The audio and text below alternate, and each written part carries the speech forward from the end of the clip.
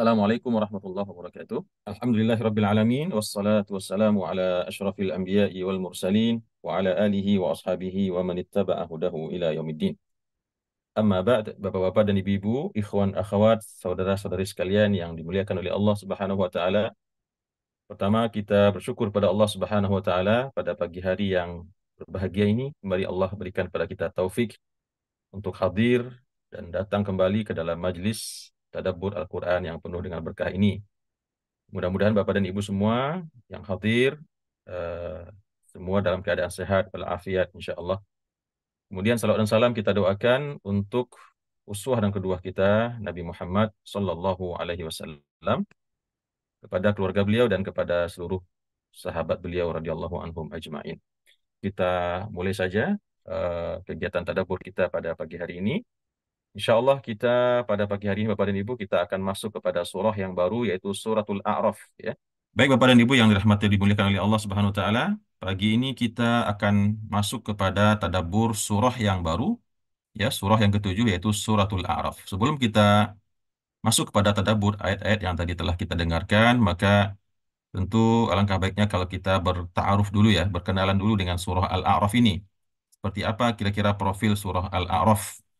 Surah Al-A'raf, Bapak dan Ibu yang dirahmati oleh Allah, merupakan surah yang ketujuh dalam urutan Mushaf Al-Quran ya, setelah surat Al-An'am ya, dan dia merupakan salah satu daripada surah Makkiyah ya, dan dia merupakan surah Makkiyah atau surat yang diturunkan Makkiyah yang terpanjang yang terdapat di dalam Al-Quran ya, meskipun tentu ada satu, dua, atau tiga ayat yang di dalamnya terdapat surah Madaniyah atau ayat Madaniyah ya, ayat yang diturunkan di dakwah Rasulullah di Madinah.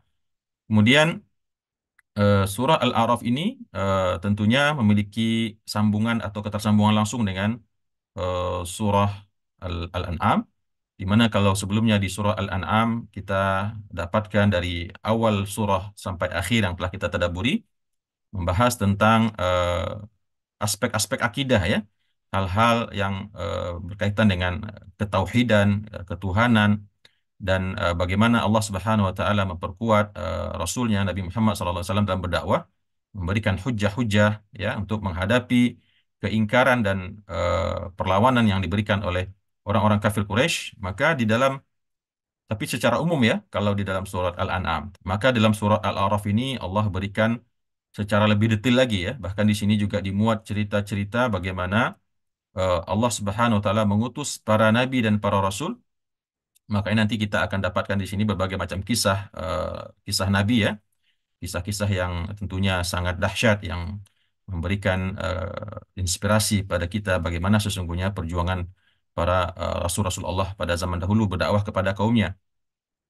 Maka insya Allah nanti kita akan berjumpa dalam surah ini tentang bagaimana juga penciptaan manusia secara lebih detail, ya, bagaimana juga dialog antara Allah dengan iblis ketika disuruh untuk sujud kepada Nabi Adam, dan juga nanti kita akan temukan sebuah kisah yang mungkin tidak terdapat dalam surah-surah yang lain, yaitu tentang kaum yang bernama Al-A'raf, yang karena kaum ini makanya surat ini dinamakan dengan Al-A'raf, yaitu orang-orang yang nanti di akhirat mereka akan berada di suatu tempat namanya eh, suatu tempat yang berada antara surga dan neraka ya, karena eh, samanya atau seimbangnya antara perbuatan baiknya dengan perbuatan buruknya, maka mereka tertahan di situ di tempat yang bernama Al-A'raf sampai akhirnya nanti mereka menunggu keputusan Allah apakah akan masuk ke dalam surga atau masuk ke dalam neraka, karena seimbang gitu ya.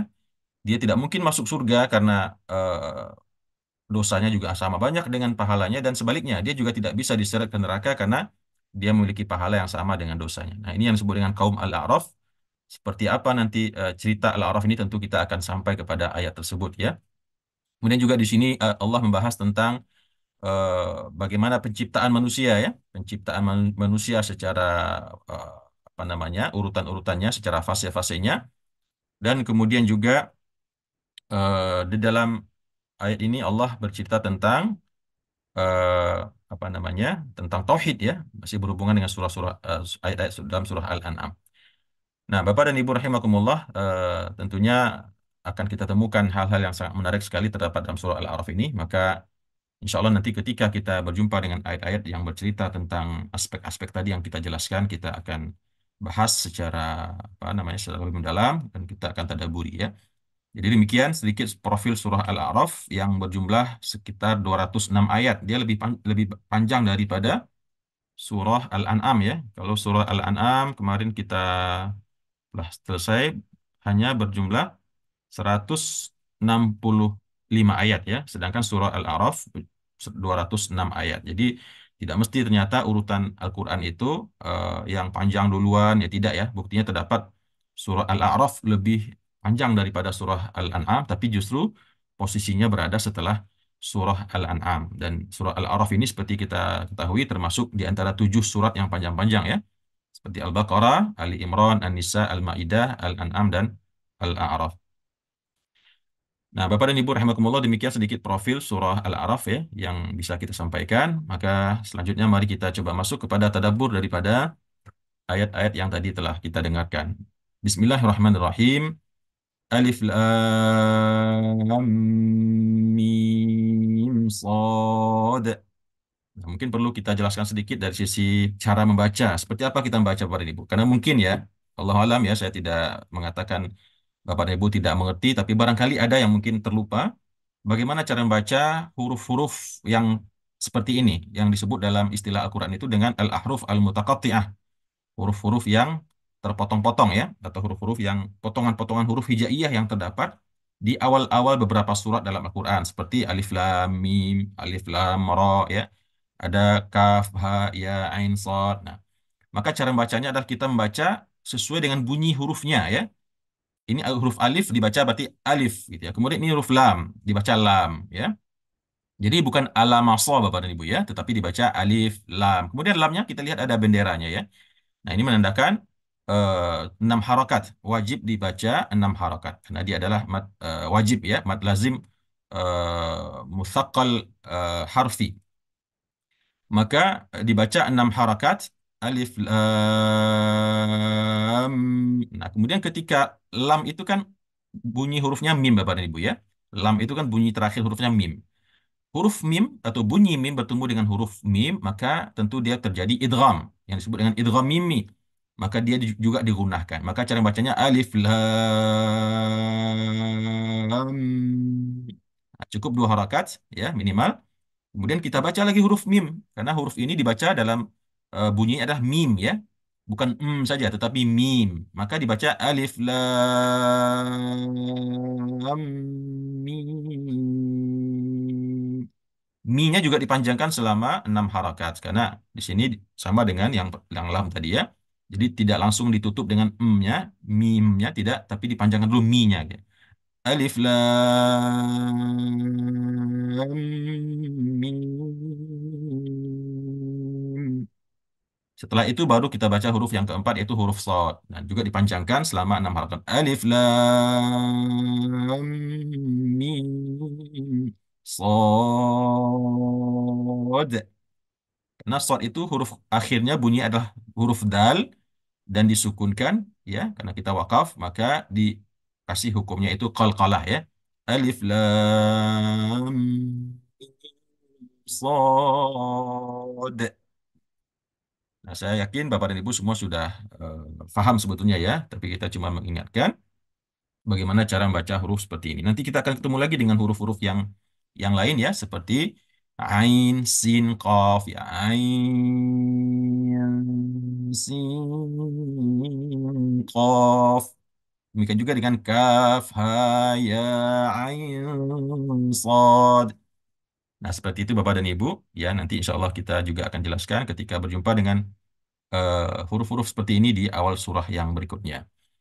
Baik, Bapak dan Ibu yang dirahmati oleh Allah, tentu kita masih ingat ya tentang pembahasan huruf-huruf mutaqatti'ah ini. Bagaimana cara kita menyikapinya, memahaminya? Karena kalau dilihat di terjemahan Al-Quran versi Kementerian Agama yang lama ya, Departemen Agama zaman dulu, maka biasanya ditulis hanya Allah yang mengetahuinya. Ya, hanya Allah yang mengetahuinya. Ya, tentu kalau kita bahas lebih dalam, maka banyak versi ya yang mencoba menerjemahkan huruf-huruf ini ya, tetapi tidak ada satupun yang bersandar kepada kebenaran yang qat'i, kebenaran yang sangat pasti. Maka seperti yang pernah kita jelaskan, di antara pendapat yang paling cenderung kepada kebenaran dan bisa kita dukung, kita terima adalah bahwasanya Allah Subhanahu wa taala mendatangkan huruf-huruf ini di beberapa surat dalam Al-Qur'an adalah dalam rangka menantang orang-orang musyrikin, orang-orang kafir Quraisy yang ketika Al-Quran ini diturunkan, ya, mereka itu dulu adalah para pujangga-pujangga bahasa Arab, orang-orang yang ahli bahasa Arab, ya. Bukan saja sekedar mereka bisa berbahasa Arab, tapi mereka adalah para ahli sastranya. Meskipun dikatakan mereka adalah orang-orang jahiliyah, tapi dari sisi kemajuan adab atau sastra mereka itu sangat luar biasa. Ya, mereka mampu menghafal bait-bait syair itu ratusan baris jumlahnya, ya, dalam waktu yang singkat, dan bahkan bukan saja menghafalnya, mereka sanggup membuat bait-bait syair yang begitu indah dan memukau maknanya hanya seketika, ya, ketika mereka melihat suatu kejadian, mungkin melihat sesuatu pemandangan yang bagus, menarik, burung yang begitu indah, mereka langsung bikin syair seketika, ya, tanpa harus buka buku atau merenung, tidak, langsung keluar dari mulutnya. Nah, begitu kehebatan para orang-orang Arab waktu itu, ya, para pujaga-pujangganya. Akan tetapi, ya, ketika Allah turunkan Al-Quran, maka sehebat apapun kemampuan mereka dalam berkarya dalam sastra Arab, namun tidak ada satupun yang sanggup untuk mendatangkan semisal Al-Quran, ya. Eh, Jangankan satu Al-Quran, jangankan satu surah, bahkan satu ayat pun mereka tidak sanggup untuk meniru kehebatan sastra dan balaghahnya Al-Quran tersebut. Maka hal tersebut semakin ditambah oleh Allah dengan mengeja, ya, huruf-huruf huruf-huruf hijaiyah seperti yang kita temukan ini, alif lam mim shad, yang Allah seakan-akan Allah ingin mengatakan Al-Qur'an yang aku turunkan kepada kalian ini, ya, kepada Muhammad untuk kalian, sesungguhnya itu adalah Al-Quran yang diturunkan dalam bahasa kalian sendiri. Ya, buktinya ini alif, gitu kata Allah, lam, mim, sad. Bukankah ini huruf-huruf yang membangun bahasa kalian sendiri, kalimat kalian sendiri? Tetapi kenapa kalian tidak sanggup untuk mendatangkan yang semisalnya, atau minimal satu surat yang semisalnya, ya? Maka kalian lemah, kalian tidak sanggup, padahal kalian adalah para pujangga-pujangga atau sastrawan Arab yang sangat hebat, yang sangat mumpuni keahliannya dalam membuat susunan-susunan karya sastra begitu. Nah, jadi Bapak dan Ibu rahimakumullah, ini pendapat yang banyak didukung oleh para ulama ulama Al-Qur'an, bahwasanya ayat ini merupakan tahaddi, ya, tantangan yang Allah berikan kepada orang-orang kafir baik zaman dulu sampai hari ini, yang menandakan bahwasanya Al-Qur'an ini memang berasal daripada Allah Subhanahu wa taala, bukan daripada karangannya Nabi Muhammad sallallahu alaihi wasallam. Nah, bukti bahwasanya ini dikatakan seperti yang tadi kita jelaskan, buktinya adalah setiap surah-surah yang dimulai dengan huruf-huruf seperti ini, setelah selesai Allah menyebut huruf-huruf tersebut, maka pasti ayat keduanya, ya, kandungannya mengangkat tentang keagungan Al-Quran. Seperti yang kita dapatkan dalam surat ini, ya. Kitabun unzila ilaika, sebuah kitab yang diturunkan kepada engkau, wahai Muhammad. Kalau kita ingat kembali kepada surah Al-Baqarah, ya, kita ingat setelah alif lam mim apa bunyinya? Alif lam mim. Allah katakan dzalikal kitabu. Itulah Alkitab, Al-Quran yang tidak ada keraguan padanya. Jadi, kalau kita amati hampir semua surah yang dimulai dengan huruf-huruf terpotong ini, di ayat keduanya pasti Allah mengangkat tentang keagungan Al-Quran. Bisa kita teliti Bapak dan Ibu, ya. Demikian juga kemarin di surah Ali Imran. Alif lam mim Allahu la ilaha illa huwal hayyul qayyum. Nah, di ayat ketiga, ya, baru Allah cerita tentang kehebatan Al-Quran ini. Nazzala 'alaikal kitaba bil haqqi musaddiqan lima baina yadayhi wa anzala at-taurata wal injil. Ya, jadi demikian Bapak dan Ibu, ya. Meskipun sudah kita jelaskan di berbagai pertemuan sebelumnya, namun tidak ada salahnya tentunya kita ulangi kembali untuk menyegarkan kembali pemahaman kita bagaimana kita bersikap terhadap huruf-huruf seperti ini. Karena sebagian ada orang yang protes, ya. Kenapa Allah turunkan dalam Al-Quran itu ayat yang tidak bisa dimengerti? Bukankah Al-Quran itu kitab petunjuk, kitab hidayah, begitu, ya? Maka yang pertama tentu kita tidak bisa protes seperti itu, ya. Semua adalah kehendak Allah Subhanahu Wa Taala. Tapi juga seperti yang tadi telah kita jelaskan, ternyata ada hikmah kenapa Allah turunkan ayat-ayat dalam bentuk seperti itu, ya. Baik kepada Ibu, kemudian kita lanjutkan kepada ayat yang kedua. Kitabun unzila ilaika fala yakun fi sadrika haraj. Di Al-Quran itu adalah sebuah kitab, ya, sebuah kitab unzila ilaika yang diturunkan kepadamu. Unzila, kita lihat di sini ada unzila, kadang-kadang Allah menggunakan kata-kata nuzila ya. Di sini unzila. Kalau unzila berarti proses penurunan Al-Qur'an secara keseluruhan, ya, yaitu dari langit dunia atau dari Lauh Mahfuz kepada langit dunia ya, Baitul Izzah. Kemudian kalau nuzila berarti proses turunnya Al-Qur'an itu secara berangsur-angsur kepada Nabi Muhammad sallallahu alaihi wasallam yang dibawa oleh malaikat Jibril ya alaihi salam. Sebuah kitab yang diturunkan kepada engkau wahai Muhammad, fala yakun fi sadrika harajun minhu. Maka jangan sampai ya, jangan sampai ada di dalam fi sadrika, di dalam dadamu, di dalam hati sanubarimu, harajun. Haraj di sini kalau secara letterlek artinya adalah rasa enggan, rasa berat ya, rasa sempit daripadanya ya. Nah, ini perlu kita jelaskan bagaimana mungkin Rasulullah merasa sempit daripada Al-Quran. Padahal Al-Quran itu adalah wahyu Allah, hidayah Allah ya, kitab yang menenangkan, menyejukkan. Maka apa yang masuk di sini ketika Allah mengingatkan Rasulnya, Nabinya, wahai Muhammad, ini adalah sebuah kitab yang diturunkan oleh Allah kepada engkau, maka jangan sampai ada di dalam dadamu, hatimu, perasaan sempit daripadanya. Nah, maksudnya bagaimana Bapak dan Ibu? Maksudnya kalau kita baca di buku tafsir, maksudnya adalah jangan sampai engkau wahai Muhammad merasa eh, sempit dalam artian karena banyaknya ayat-ayat yang di dalamnya terdapat ancaman-ancaman, ancaman-ancaman kepada orang-orang kafir ya, ancaman siksaan, ancaman kehancuran ya, dan ancaman kemurkaan Allah kepada orang-orang yang kafir daripada kalangan umat manusia. Maka tentunya Nabi Muhammad SAW sebagai seorang manusia yang biasa ya, tentu ada semacam perasaan takut, ya, perasaan ngeri, ya, perasaan mungkin tidak enak ketika harus menyampaikan itu kepada orang-orang ya. Ayat-ayat yang memang sebagian sangat keras ya dalam memperingati mereka, bahkan ada yang mengecam mereka, bahkan ada yang melaknat mereka begitu ya. Maka Allah mengingatkan, jangan sampai karena hal-hal seperti itu membuat dadamu merasa sempit, merasa tidak enak, merasa apa namanya, merasa takut begitu ya. Jangan sampai terjadi seperti itu kata Allah. Litundzira bihi. Ya, justru kamu atau engkau wahai Muhammad ditugaskan untuk supaya mengingatkan dengan ayat-ayat tersebut, dengan kitab tersebut, orang-orang yang lalai, orang-orang yang murka, orang-orang yang ingkar ya, orang-orang yang mungkar.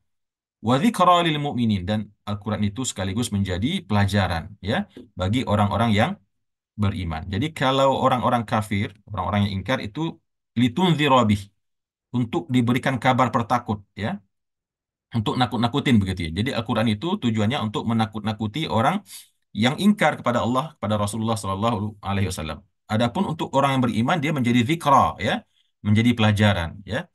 Tentu berbeda orang yang kafir dalam menerima ayat-ayat Allah yang di dalamnya ada berisi ancaman tentang neraka jahanam, tentang bagaimana nanti kehidupan mereka di akhirat ya. Berbeda penerimaan orang yang kafir, musyrik dengan orang-orang yang beriman. Kalau orang-orang musyrik maka itu menjadi kabar pertakut bagi mereka ya, ancaman ya. Sedangkan bagi orang-orang yang beriman maka itu menjadi sebuah mau'izah atau hikmah atau pelajaran atau zikra supaya tidak sampai melakukan hal yang demikian. Maka dinamakan dengan zikra. Tapi kalau sudah melakukannya, sudah hanyut dan larut dalam perbuatan mungkar maksiat, maka itu disebut dengan inzar, peringatan ya, peringatan atau ancaman.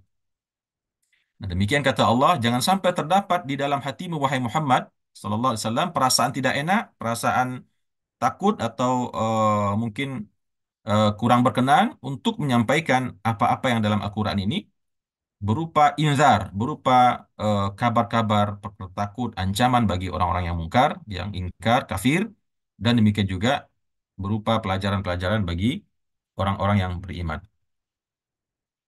Kemudian di ayat yang ketiga Allah mengatakan, "Ittabi'u ma unzila ilaikum min rabbikum." Ya, ikutilah apa-apa yang diturunkan kepada engkau dari Tuhan engkau, ya. Engkau di sini tentu mencakup Nabi Muhammad SAW, para sahabat Rasulullah pada zaman dakwah beliau dan seluruh manusia, ya, seluruh manusia terutama orang-orang yang beriman, ya. Ikutilah apa-apa yang diturunkan kepada engkau wahai sekalian manusia dari Tuhan kalian. Wala tattabi'u min dunihi awliya, dan jangan kalian ikuti selainnya, selain daripadanya para aulia, para pemimpin-pemimpin, ya. Kita sudah sering bertemu dengan kalimat aulia ini, Bapak dan Ibu. Aulia jamak daripada wali, artinya adalah segala sesuatu daripada makhluk Allah, manusia ya, yang kita jadikan tempat kita bergantung, tempat kita meminta perlindungan, tempat memberikan loyalitas, tempat memberikan kasih sayang ya, kecintaan kita selain daripada Allah, maka itu disebut dengan wali ya, orang-orang yang menjadi pelindung kita, penolong kita. Maka kata Allah, jangan engkau ikuti selain daripada Allah orang-orang yang menjadi wali bagi kalian, orang-orang yang menjadi penolong, pelindung, pemimpin bagi kalian ya. Qalilan ma tadhakkarun. Allah melihat amat sedikit di antara kita, di antara manusia ini yang mengambil pelajaran ya dari perintah Allah ini atau dari larangan Allah ini. Jadi banyak manusia karena lemahnya imannya, karena terbatasnya ilmunya, untuk kepentingan sesaat ya, karena harap atau tamak kepada kehidupan dunia atau mungkin karena takut akan suatu ancaman, mereka berwala ya, memberikan loyalitas kepada manusia ya, menyanjung-nyanjung pejabat, menyanjung orang kaya, menyanjung orang yang kuat dan seterusnya, dan mereka lupa akan kekuasaan Allah Subhanahu wa taala. Qalilan ma tadhakkarun. Sangat sedikit di antara manusia yang mengambil pelajaran dari perintah ini. Jadi di ayat ini Allah memerintahkan kita untuk mengikuti apa-apa yang Allah turunkan dalam Al-Qur'an ya. Ma unzila ilaikum min rabbikum, yang diturunkan kepada kalian daripada Tuhan kalian, dan jangan ikuti langkah-langkah atau orang-orang yang selain daripada Allah sebagai yang kalian ambil sebagai wali ya, aulia, para penolong, para pembela atau para pemimpin. Kemudian di selanjutnya Allah berkata, wa kam min qaryatin ahlaknaha, betapa banyak ya. Tentunya kalau kita kaitkan dengan ayat sebelumnya, kalau kalian tidak mau ikut apa yang Allah turunkan dalam kitab, dalam Al-Quran, dan kalian justru mengikuti para aulia, ya, orang-orang yang kalian berikan kepada mereka loyalitas kalian, dengan cara ingkar kepada Allah untuk menyenangkan hati mereka, untuk mengambil perhatian mereka, para aulia tadi ya, dan kalian tinggalkan agama Allah, kalian langgar larangan Allah, kalian minum khamar, kalian berjudi, kalian berzina, kalian memakan riba, kalian menzalimi hanya untuk kesenangan makhluk, ya, para aulia dari kalangan manusia tadi, dan kalian korbankan cinta Allah, ridha Allah, maka kalian tentu akan mendapatkan hukuman dari Allah. Nah, di sini kita lihat di ayat yang keempat, yang keempat ini Allah mengatakan wa kam min qaryatin, betapa banyak ya dari negeri-negeri, ya, negeri-negeri di sini tentunya orang-orang yang ada di negeri tersebut daripada golongan manusia. Wa kam min qaryatin, dan berapa banyak dari sejumlah negeri-negeri yang ada di atas dunia ini, di bumi Allah ini, ahlaknaha, kami telah binasakan mereka. Ya, kami binasakan negeri tersebut tentu dengan segala isinya ya, dengan manusia-manusia penduduk yang ada di dalamnya. Faja'aha ba'suna bayatan. Maka ketika Allah hancurkan, ketika Allah menghendaki menghancurkan negeri tersebut atau kampung atau negara atau kota atau apapun namanya, ketika Allah hendak menghancurkannya, maka kata Allah, faja'aha ba'suna. Maka datang kepada mereka itu, kepada kampung itu tadi, tentunya kepada penduduknya, ba'suna, yaitu siksaan kami. Allah datangkan siksaannya, hukumannya berupa bencana, bayatan auhum qailun, ya. Baik dalam keadaan mereka sedang tidur di malam hari, atau begitu juga di saat mereka sedang tidur enak-enak, tidur apa? Tidur nyenyak di siang hari ya, di saat mereka sedang berqailulah. Qailun itu dari qailulah ya, yaitu tidur siang ya, di saat mata sedang mengantuk, mungkin di tengah hari, apakah sebelum zuhur atau setelah zuhur. Nah, pada saat itu Allah turunkan hukuman. Jadi tidak beda bagi Allah ya, ketika Allah telah menghendaki akan menyiksa, menghancurkan suatu kaum, suatu negeri, maka Allah datangkan sekonyong-konyong azabnya, siksaannya ya. Faja'aha ba'suna bayatan aw hum qailun. Allah datangkan kepada mereka siksaan kami baik di malam hari ketika mereka sedang tidur atau mereka sedang tidur di siang hari. Nah, tentunya ini lebih spesifik kepada siksaan-siksaan ya, bencana-bencana yang dulu Allah turunkan kepada kaum-kaum sebelum kaumnya Nabi Muhammad Sallallahu Alaihi Wasallam. Seperti kita ketahui, nabi-nabi sebelumnya dihukum oleh Allah dengan hukuman-hukuman yang luar biasa ya. Bagaimana Allah menghukum umat Nabi Lut, bagaimana Allah menghukum umat Nabi Thamud ya, umat Nabi Hud ya, kaum Nabi Salih dan seterusnya, yang Allah hancurkan dengan berbagai macam siksaan, dengan angin, badai topan, ya, dengan batu, dengan banjir, ya, umat Nabi Nuh. Maka umat Nabi Muhammad SAW sesuai dengan permintaan dan doanya Nabi Muhammad SAW agar dijauhkan umatnya daripada siksaan-siksaan yang dahsyat seperti yang dulu dialami oleh umat-umat Nabi sebelumnya. Meskipun tentu eh, dalam kadar tertentu tetap akan Allah berikan, ya, tapi tidak sedahsyat yang dulu dialami oleh manusia-manusia pada zaman Nabi sebelumnya, yang menghilangkan seluruh manusia yang ada di kampung atau di negeri tersebut. Kalau sekarang mungkin ya tetap ada tsunami gitu ya, tetap ada galodo atau apa namanya tanah longsor, atau tetap ada mungkin apa namanya angin puting beliung ya. Tapi dibandingkan dengan apa yang dulu dirasakan oleh umat-umat sebelumnya, maka tentu jauh sekali perbandingannya. Tapi akan terjadi seperti yang dulu, maka telah terhalang oleh doanya Rasulullah Shallallahu Alaihi Wasallam. Maka tentu Allah mengatakan betapa banyak sebelumnya Allah hancurkan negeri-negeri sebelum kalian yang Allah datangkan kepada mereka siksaan tersebut, baik di saat mereka tidur nyenyak di malam hari atau tidur nyenyak di siang hari, ya. Eh, dan banyak memang musibah-musibah itu terjadi di saat manusia-manusia sedang lengah, ya. Di malam hari ketika manusia sedang tidur nyenyak jam 2 jam 3 dini hari, atau mungkin di waktu siang, ya. Kalau tidak salah waktu tsunami di Aceh terjadi itu di pagi hari, ya, eh, sekitar jam 8 atau setengah 9, ya, kalau tidak salah, ya, wallahu alam. Mungkin ada yang ingat Bapak dan Ibu, di saat manusia mungkin sedang lalai juga, ya, ada yang masih tertidur, ada yang sedang siap-siap berangkat ke kantor, tapi begitulah, ya, sehingga eh, menuntut kita harus senantiasa ingat kepada Allah, mawas diri, ya, jangan sampai eh, merasa aman dengan perbuatan maksiat yang kita lakukan kapan dan dimanapun, karena namanya azab Allah bisa datang malam hari dan bisa datang di siang hari. Kemudian kata Allah, tentunya Allah mengingatkan kita kembali, mengingatkan orang-orang kafir Quraisy yang ingkar pada Nabi Muhammad, dan mengingatkan kita yang baca Al-Quran atau surah Al-A'raf ini pada hari ini, untuk mengingat betapa Allah itu maha kuasa ketika hendak menghancurkan suatu negeri, ya, suatu penduduk. Termasuk orang-orang kafir Quraisy di Mekah ini, kalau mereka terus ingkar kepada Nabi Muhammad Sallallahu Alaihi Wasallam. Maka kata Allah, "Fama kana da'wahum," di ayat selanjutnya, "Fama kana da'wahum idh ja'ahum ba'suna illa an qalu inna kunna zalimin." Maka tidaklah ada keluhan mereka, ya, seruan mereka atau keluh kesah mereka waktu itu, irja'ahum ba'suna, tatkala datang kepada mereka siksaan kami tersebut, ya, berupa bencana yang dahsyat tadi, kecuali illa anqalu inna kunna zalimin, kecuali mereka akan berkata sesungguhnya kami memang telah betul-betul berbuat kezaliman. Jadi orang-orang yang berbuat ingkar, mungkar, maksiat dan kezaliman itu, ketika datang siksaan Allah tersebut, maka sebelum nyawa berpisah dari badan mereka, mereka masih sempat menyesalinya, ya. Mereka mengatakan, betul, ternyata kita atau kami sebelum ini, sebelum hukuman ini datang, betul-betul adalah orang-orang yang zalim, ya. Ya, mungkin ada yang bertanya, bagaimana mungkin ucapan itu keluar sementara mereka sudah langsung disapu habis, disikat oleh.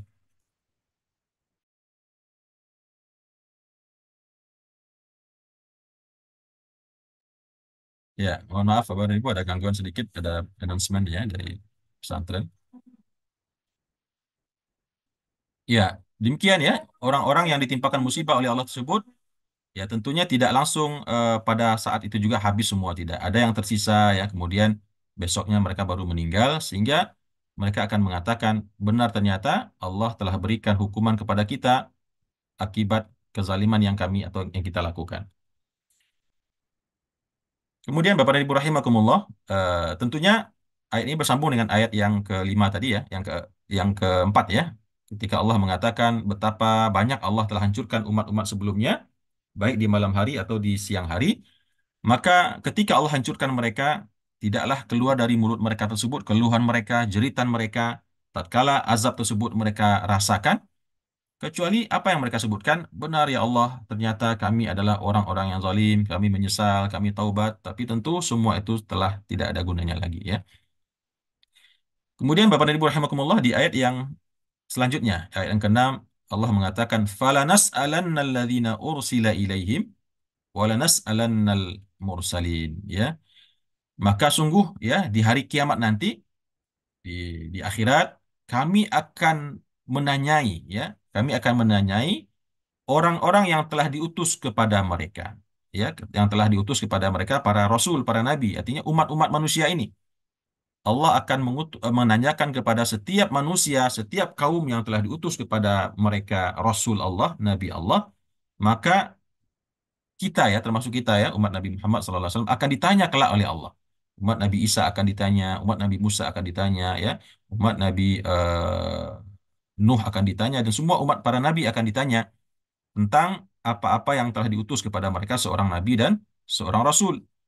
Walanas'alan mursalin, dan demikian juga sungguh kami betul-betul akan menanyakan orang-orang yang diutus, yaitu para nabi dan para rasul. Ya, tentunya bukan berarti di sini Allah tidak tahu, ya. Tidak tidak Allah harus nanya dulu para nabi, para rasul baru tahu bagaimana dulu perangai umatnya, enggak begitu, ya. Ini hanya untuk menegakkan hujah bagi orang-orang kafir, orang-orang musyrik, ya. Kepada semua manusia lah, ya. Baik yang baik maupun yang mungkar. Allah akan menanyakan, betul tidak dulu waktu dunia aku telah menurunkan untuk kalian seorang nabi, seorang rasul, ya, yang memberikan kabar pertakut akan neraka jahanam dan memberikan kabar gembira akan surga yang aku siapkan. Maka semua akan ditanya oleh Allah, baik umatnya, ya, manusianya, umatnya, begitu juga para rasulnya, semua akan ditanya oleh Allah. Dan itu adalah prosedur, ya, bukan berarti Allah nggak tahu sehingga harus nanya dulu.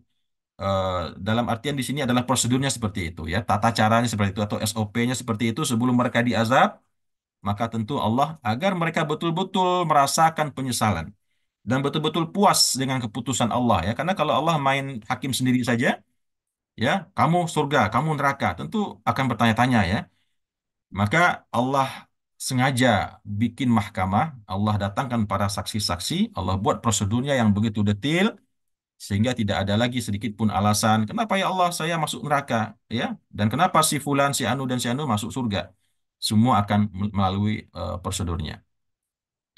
Jadi akan Allah tanya kepada orang-orang yang diutus kepada mereka para nabi, dan Allah akan tanya juga para nabi dan para rasul itu sendiri. Kemudian, falanakussanna alaihim bi'ilmin wa ma kunna ghaibin. Dan begitu juga sungguh akan kami kisahkan, sungguh akan kami ceritakan, kami akan beberkan, akan kami sebutkan secara detail di atas mereka bi'ilmin, dengan sebuah ilmu, ya, dengan sebuah pengetahuan mereka, ya, fanaqassalna alaihim bi'ilmin. Dengan pengetahuannya Allah tentunya, ya. Wa ma kunna ghaibin, dan tidaklah kami waktu itu hilang daripada pemantauan terhadap mereka. Jadi Allah Maha tahu, semua telah dicatat oleh malaikat, ya, yang merupakan pesuruh Allah. Ya, kalau mungkin mereka mengatakan, oh silahkan saja tanya saya nanti di akhirat, saya akan bungkam, saya akan tutup mulut. Oh silahkan saja tanya tanya para nabi, mungkin mereka akan lupa, memorinya nggak cukup untuk mengingat apa yang kami lakukan. Oke, begitu, ya, kira-kira, ya. Tapi tentu Allah tetap beberkan prosedurnya itu. Kalian akan ditanya, ya. Nabi pun akan ditanya. Kalau kalian punya perasaan dalam hati kalian, silahkan kami ditanya, kami akan bungkam, kami tidak akan memberikan pengakuan. Atau silahkan tanya para nabi-nabi tersebut, mereka juga memorinya terbatas, tidak akan ingat apa yang kami lakukan. Maka Allah lanjutkan di ayat yang ketujuh, kata Allah apa? Falanakussanna alaihim bi'ilmin. Sungguh akan kami beberkan, kami ceritakan kepada mereka dengan ilmu kami. Bagaimana canggihnya ilmunya Allah, Bapak dan Ibu, yang mampu mencatat, ya, semua perbuatan manusia, bukan saja yang tampak dari lahirnya, bahkan yang terbetik dalam batinnya. Apa yang terniat dalam hatinya pun dicatat semua oleh Allah Subhanahu wa taala, ya. Dan tidak ada yang luput barang sedikit pun, ya, tanggalnya, jamnya, detiknya, kapannya, bahkan semua ada dengan data-data screenshotnya, begitulah kira-kira, ya. Video bukan screenshot lagi, ya. Semua dipampang oleh Allah Subhanahu wa taala. Wa ma kunna ghaibin, dan tidaklah kami pada waktu itu pernah hilang atau jauh dari mereka sehingga mereka pikir, oh ada yang luput, nanti nggak apa-apa, nanti ditampilin aja, silahkan, pasti nggak semua juga, gitu, ya. Nah, Allah katakan wa ma kunna ghaibin, kami tidak pernah hilang dari pantauan memantau mereka. Jadi nggak usah khawatir, ya, kata Allah, semua akan Allah pampangkan nanti, ya. Meskipun nanti kita perdalam bahwasanya ayat yang mengatakan dalam surah Al-Zilzalah, barang siapa yang berbuat idza zulzilatil ardu zilzalaha wa akhrajatil ardu athqalaha, Yauma idzin tuhaditsu akhbara bi anna rabbaka awhalaha yauma idzin yasdurun nasu ashtata liyuraw a'malahum faman ya'mal mithqala dzarratin khairan yarah wa man ya'mal mithqala dzarratin syarran yarah. Ya, semua manusia yang pernah melakukan perbuatan baik sebesar zarrah, sebesar bayam atau atom pun akan dia lihat perbuatan tersebut ganjarannya, dan sebaliknya ketika dia melakukan yang buruk pun akan dia lihat. Maka tentu bagi orang-orang mukmin yang taubat dalam kehidupannya, tentu menurut keyakinan kita, ya, tidak semua nanti akan dipampang ya, karena telah dihapuskan, ya. Karena kalau orang sudah taubat, ya, sudah taubat dengan taubat nasuha, tapi di akhirat masih melihat lagi semua perbuatan maksiatnya, maka tentu itu sebuah kesedihan, ya, yang bertolak belakang dengan janji Allah yang lain, bahwasanya Allah menghapuskan dosa-dosa daripada orang-orang yang taubat. Tapi yang dimaksud tentunya orang-orang yang tidak taubat, orang-orang yang kafir. Nauzubillah. Kemudian di ayat yang selanjutnya Allah mengatakan wal waznu yauma idzinil haq, wal waznu yauma idzinil haq, dan timbangan pada hari itu, seperti kita ketahui di antara hal yang harus kita imani dalam perkara tauhid, yaitu adanya nanti proses timbangan yang akan kita lalui di akhirat, ya, di mana amal kita akan ditimbang oleh Allah, amal baik akan ditimbang di posisi timbangan yang sebelah kanan, dan amal buruk juga akan ditimbang di posisi timbangan sebelah kiri. Nah, mungkin ada yang bertanya, bagaimana amal itu ditimbang, ya? Karena biasanya dalam pandangan, dalam pikiran kita, yang ditimbang itu sesuatu benda yang bersifat fisik, ya. Maka tentu semua tidak ada yang mustahil bagi Allah. Dalam penjelasan kita tafsir, kita jelas, kita baca, nanti di akhirat semua manusia akan memiliki sejumlah buku-buku catatan yang tebal sekali, ya. Nah, di situ akan ditimbang.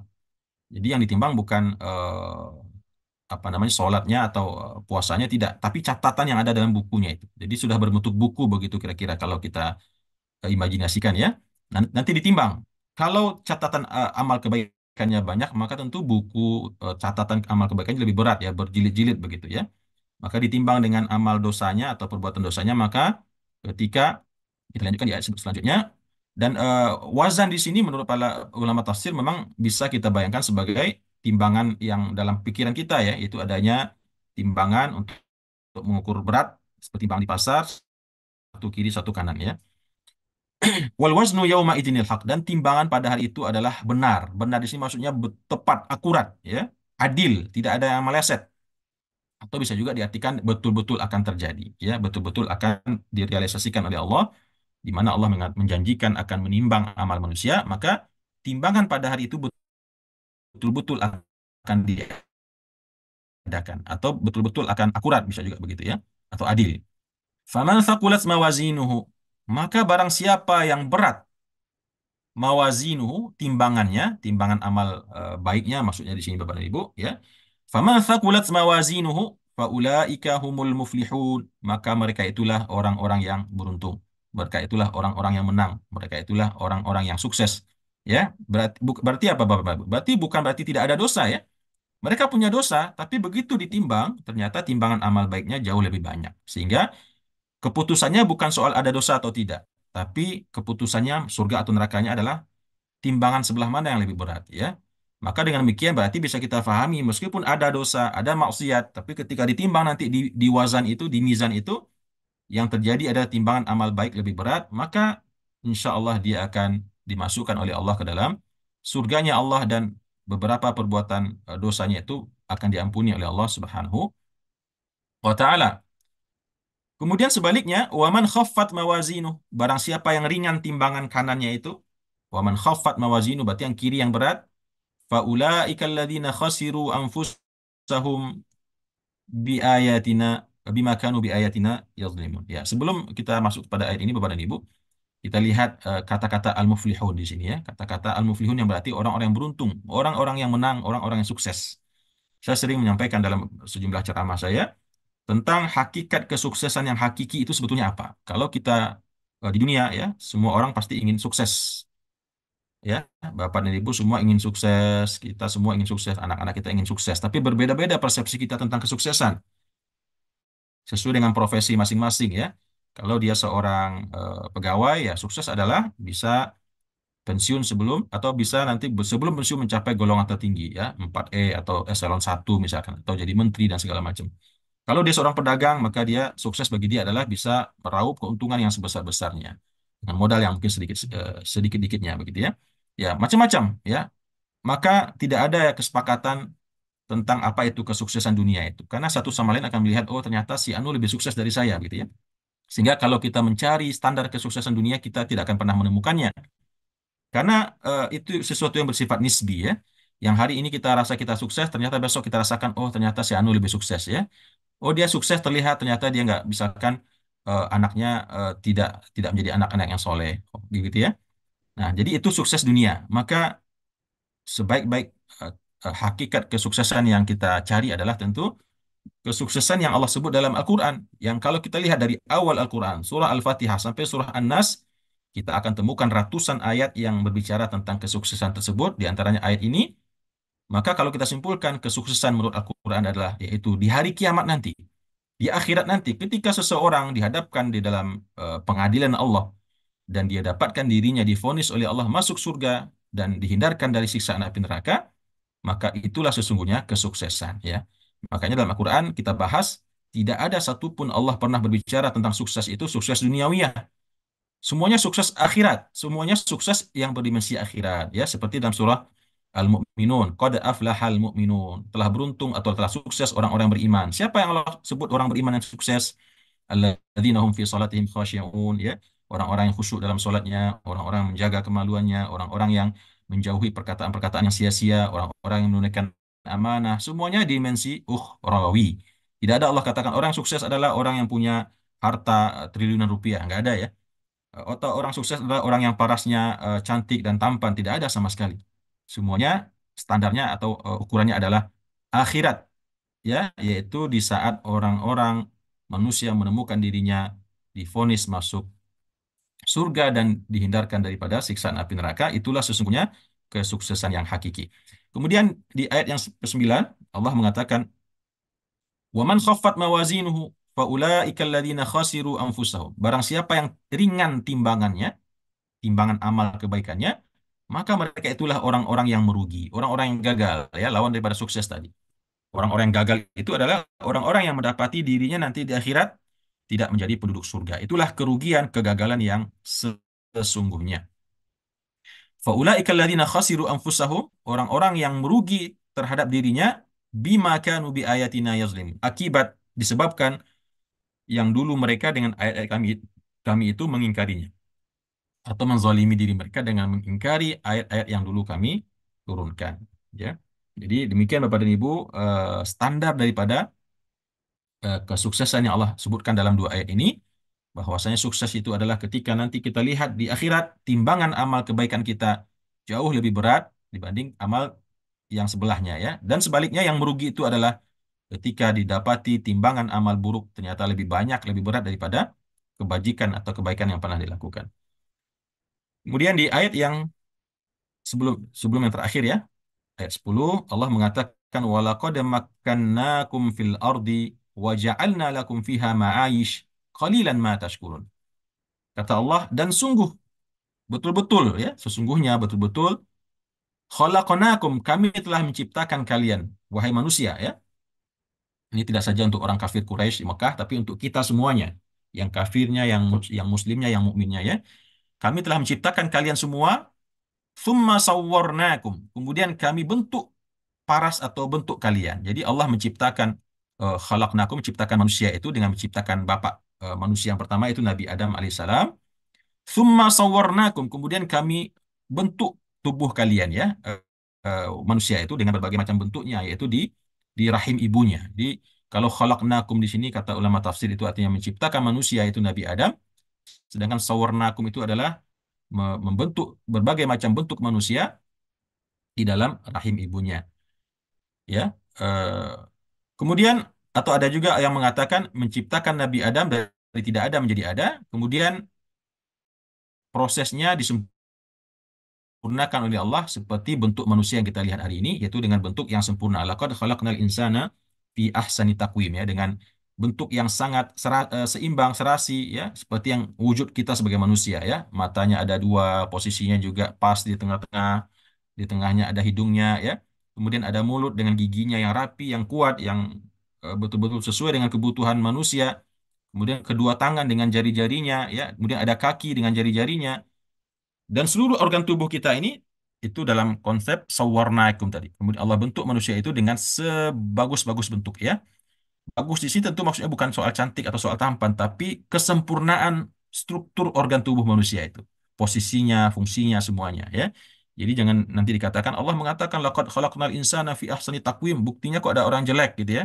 Ada orang bentuknya menakutkan. Bukan itu maksudnya. Bukan soal cantik atau tampan, tapi soal organ tubuh manusia itu sempurna, komposisinya, posisinya, dan eh, fungsinya juga, ya. Itu yang dimaksud dengan Allah ciptakan manusia itu dengan seindah-indahnya bentuk.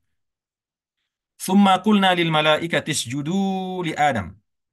Kemudian kami katakan kepada malaikat, ya, ini kita teringat dengan ayat yang ada dalam surah Al-Baqarah, ya. Kita tadaburi jauh sebelumnya.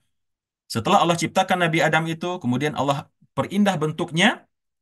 Kemudian kata Allah, "Tsumma qulna lil malaikati isjudu li Adam." Kemudian kami katakan kepada malaikat, sujudlah kalian semua kepada Nabi Adam, ya. Seperti kita ingat dalam surah Al-Baqarah, ya, di awal-awal surah Al-Baqarah Allah perintahkan kepada para malaikat setelah selesai Allah ciptakan Nabi Adam, lalu Allah perintahkan kepada seluruh malaikat yang ada di surga untuk sujud kepada Nabi Adam. Fasajadu, maka sujudlah semua malaikat illa iblis, kecuali ada satu golongan yaitu iblis, ya. Lam yakun minas sajidin, dia tidak mau sujud kepada Nabi Adam. Nah, ini sudah pernah kita bahas sebelumnya. Ada yang mengatakan kenapa pengecualiannya itu tidak sesuai dengan golongan yang besar, ya? Seharusnya kan telah sujud semua manusia kecuali si fulan, ya. Yang kecuali itu tentu harus dari golongan yang sama. Maka ini kecualinya berbeda, ya. Yang satu malaikat, yang satu iblis. Maka di sini seperti kita jelaskan dahulu kala, seperti dijelaskan dalam kitab-kitab tafsir, iblis ini adalah dari bangsa jin, ya, yang hidup di bumi.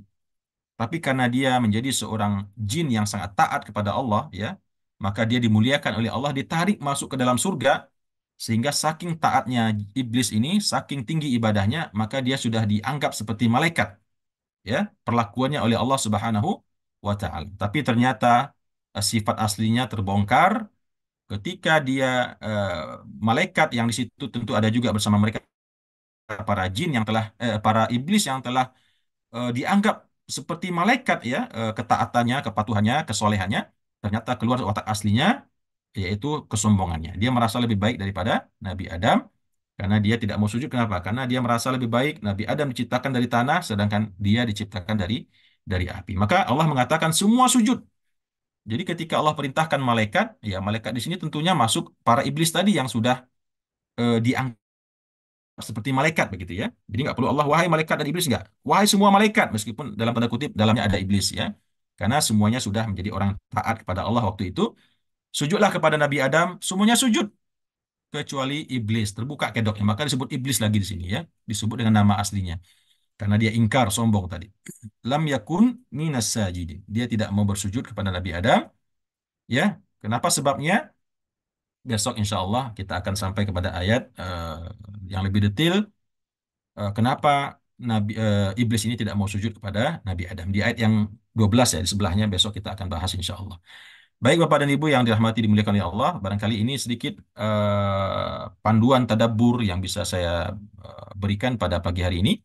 Tentunya eh, masih sangat jauh daripada sempurna, ya, di dalam mentadaburi, memaknai atau memahami ayat-ayat ini. Maka tapi setidaknya apa yang sudah kita lakukan bisa mendekatkan pemahaman Bapak dan Ibu dan menambah sedikit pemahamannya tentang ayat-ayat Al-Quran dari surah Al-A'raf ayat 1 sampai ayat 11 yang tadi telah kita baca bersama, ya. Barangkali demikian yang bisa saya sampaikan. Terima kasih atas kehadiran dan perhatian Bapak dan Ibu.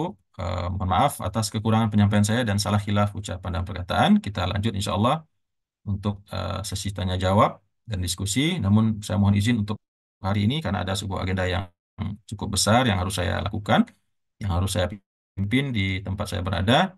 Mungkin kita cukup sampai jam 7 saja, ya, 15 menit yang akan datang. Mohon izin. Begitu juga untuk hari besok, barangkali juga agak terbatas waktunya. Baik Bapak dan Ibu, terima kasih. Aku qauli hadza wa astaghfirullah li wa lakum. Wassalamualaikum warahmatullahi wabarakatuh.